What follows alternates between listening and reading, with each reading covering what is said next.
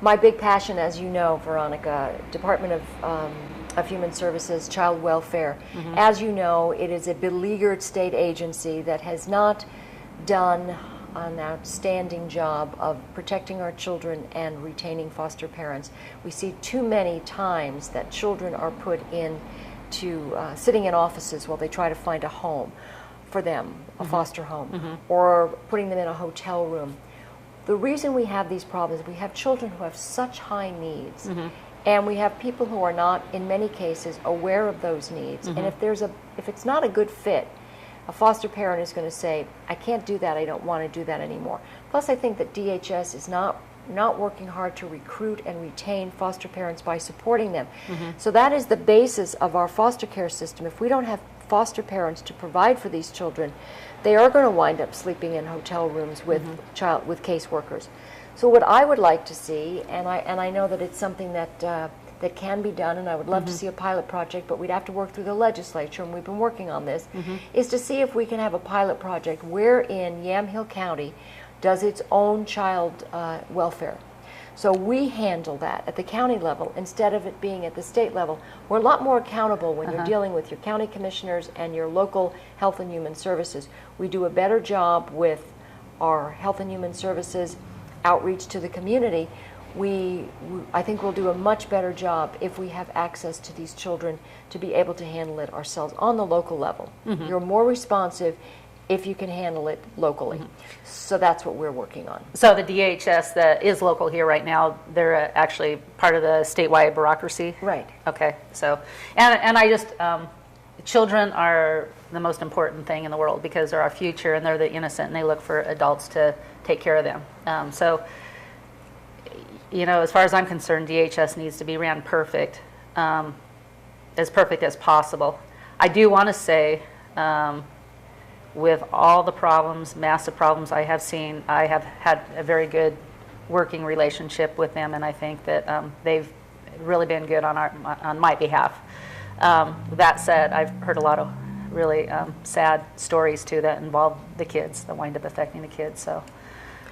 One of the things we have to remember is this is a difficult job. The burnout rate is high, and people who have been in these jobs oftentimes their caseloads are way too big. So we see people leaving this type of work, and we need to retain DHS workers and support them as well. It's an imperfect system, but a lot of it has to do with the fact that there are just too many children in the system. And with not all enough the foster parents. with all the drug use and so on, I think. And also something you'd mentioned the last show is that they're the one agency that's not accountable to anybody. So they're the most important agency there is, in my opinion. You know, there's a lot of government agencies we can do without. They don't even need to be around. DHS,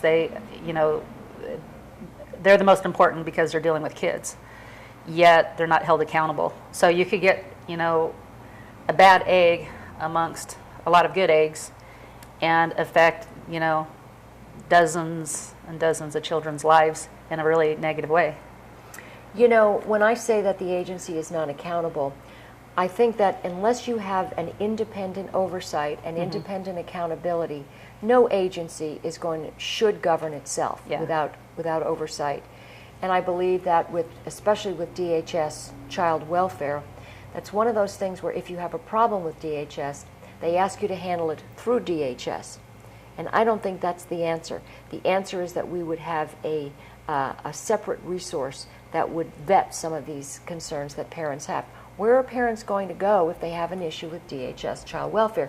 Either as a bio parent, a foster parent, where do you go? You go to the same system you're having the issue with. And I think that's where the breakdown is. So to me, I'd like to see that there has to be some more accountability. Although it is a very difficult job, and as I said, caseworkers are overloaded. Well, just like the rest of our republic is checks and balances. And so if we had checks and balances on behalf of an agency that deals with our children, that would be great. Yeah, I'm hoping to see some changes, and I know we have a new director, and I've met with the new director, and not only of DHS, but a new director of child welfare. And she happens to be have been a foster parent and an adoptive parent of a special needs child. So she knows what the system is like, and she knows what it's like to deal with child welfare. So I am very hopeful that we'll start to see some of the changes that we need. Oh, good. Well, anything else you want to say about DHS, or you want to move on to something else? Other things that I'm involved with and I'm very proud of in our county is we have what are called recovery courts. So instead of taking someone who, let's just say for instance, a woman who has drug offenses or criminality associated with her addiction, instead of taking these women and men, they're two separate types of programs we have, and throwing them in jail or sending them to prison, we can say to them, would you like to get clean? Would you like to get sober? We'll work on getting your children back out of foster care, teach you parenting skills, get you clean and sober, if that's what you'd like to work towards, and work on some of this. So we have a program where women can go through it, men can go through it, get their kids back, live clean and sober lives, graduate from the program. And those graduations are very, very happy days at the Yamhill County Court when you see these some of these women who have gone through sometimes 2 years of being in and out of jail. Now their kids are back with them, they're stable, and they're working in the community. And a big shout out to the businesses in our community that will take a chance on hiring people that have not had a good track record. And that can actually be a game changer to bring somebody back into being a productive member of the community.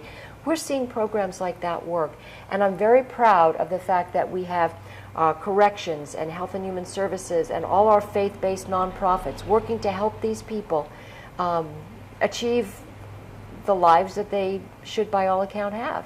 So I'm proud of that. I'm proud of the fact that we have an Office of Emergency Management, and Brian Young, who's a former sergeant with the sheriff's deputy with the sheriff's office, he's working on something that I had asked initially several years ago. Why doesn't the county have a county-wide emergency notification system?